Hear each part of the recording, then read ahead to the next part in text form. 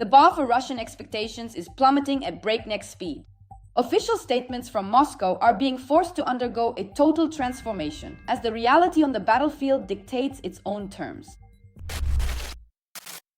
The head of the presidential office, Kirill Budanov, notes that now, instead of grand conquests, the Russian authorities are literally having to invent new explanations for their society, desperately clinging to any formulations about non-alignment or non-nuclear status. The initial objectives have been completely failed, and now everything has come down to a desperate attempt to hold on to at least something under the slogan, Donbass at any cost.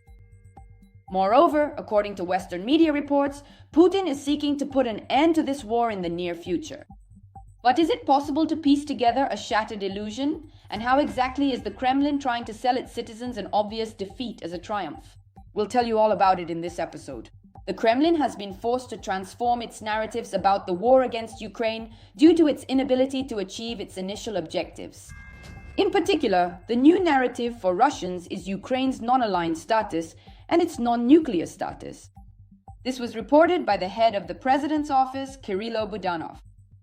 Under the influence of an unpleasant reality for Russians which they are facing, they have to come up with answers for their society, and each time the bar is lowered, he said.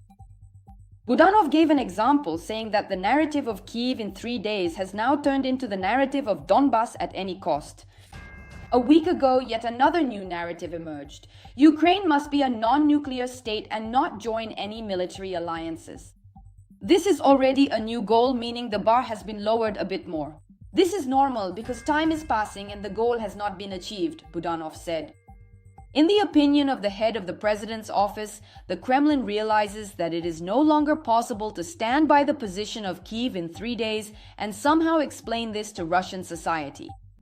He added that they are also beginning to prepare society for the fact that Donbass will not simply be handed over to them either. That is why they are starting to say, for example, that they will achieve Ukraine's non-aligned status.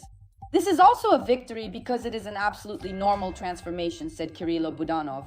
At the same time, as reported by Bloomberg, Russian President Vladimir Putin wants to end the war he started against Ukraine by the end of this year, but only on terms that he still considers to be a supposed victory. According to an anonymous source cited by the agency, such terms include the complete capture of Donbass and a broad security agreement with Europe that would effectively recognize Russia's territorial gains. Bloomberg also notes that the spokesperson for the Kremlin regime, Dmitry Peskov, denied the information that Putin had set any such deadline. However, the publication notes that as Ukrainian drones inflict heavy losses on Russian troops at the front and strike deep into Russia's rear, criticism of Vladimir Putin within the country is only growing. Alongside economic problems and internet restrictions, ordinary Russians are increasingly weary of the war. A tense mood also prevails among members of the Russian elite. Several Kremlin officials believe that the military actions have reached a deadlock and that there is no clear path to resolve it, sources told Bloomberg. Ukraine and its allies in turn are increasingly convinced that the Russian invasion is losing momentum as the defense forces stabilize the front line and hold back the Russian spring offensive.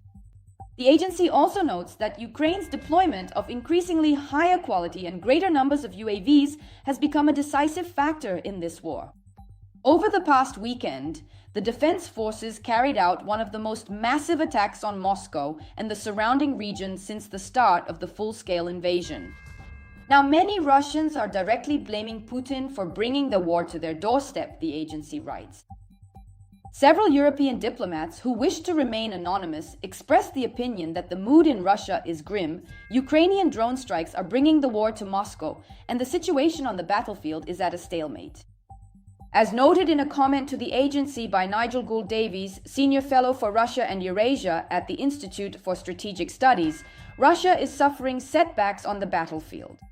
According to him, the Kremlin will almost certainly have to carry out a second partial mobilization within the next 12 months. That's all for now. And what do you think? Will Putin really be able to put an end to this war before the end?